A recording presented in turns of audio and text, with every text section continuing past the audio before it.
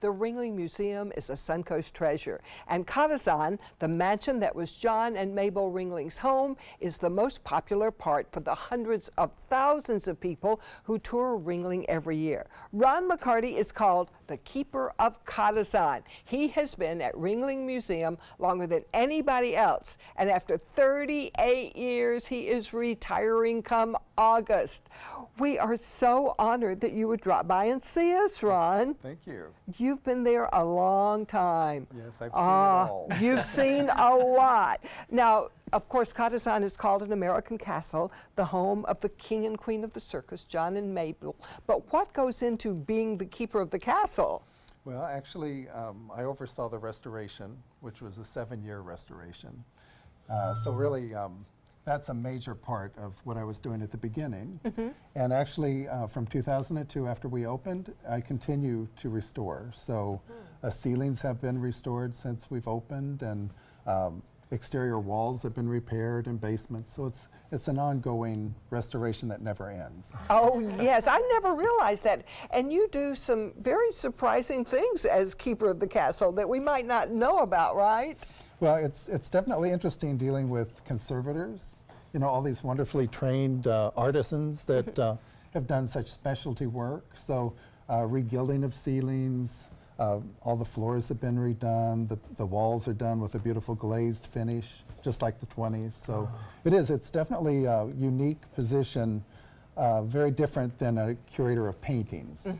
You know, you're really much more hands-on. Well, the first time I met you, you were on your hands and knees in John's office, measuring where his desk should go by tenths of an inch. So everything in there is very accurate, isn't it? Absolutely.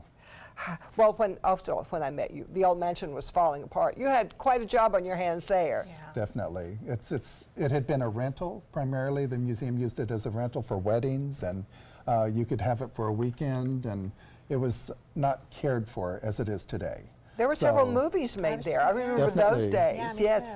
Great expectations. Right. You brought us actually some examples of what it looked like before and what it's become. So talk to us about what we're seeing here. Tell us about these two. You're looking at the ballroom. This is the early aspects of silk tearing off the walls. The floors had been in horrible condition, which is an Asian teak. The gilded ceiling was in very poor condition. The plaster was in very bad condition. So that's the transformation. You can see how beautiful it is today. And it is just stunning today. And what else did you bring us? Tell us about these. We have the actual quartz ceiling.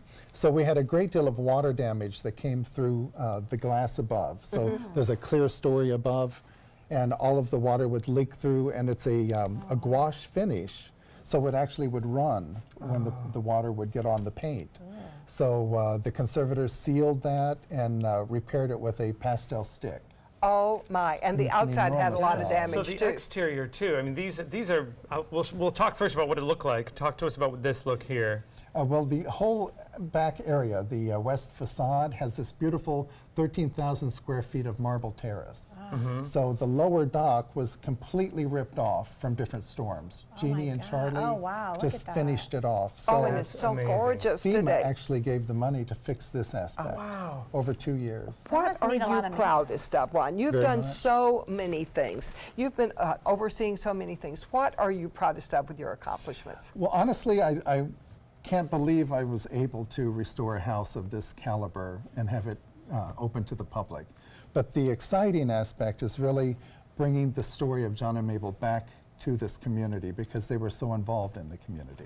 And there was one thing you were determined to make happen. Tell me about that. Yes, the swimming pool. So as you approach the museum, you have this wonderful walkway, and on the right-hand side is a 75-foot swimming pool that was filled in with soil and mulch. So you really didn't realize what it was. You thought that huge planter. And so I gave a tour to the Bolger owners, the old Bolger Foundation, and the family were so lovely to Katazan. At the end of it, I told them that I was really sad that I didn't get to finish that because it's the main approach. As you're looking at the house, you see this ugly swimming pool. And the daughter looked at me and she said, "Oh, that's so interesting, tell me more." And I said, "It's a $500,000 project, and it's unfortunate I don't get to finish that since I finished the entire house."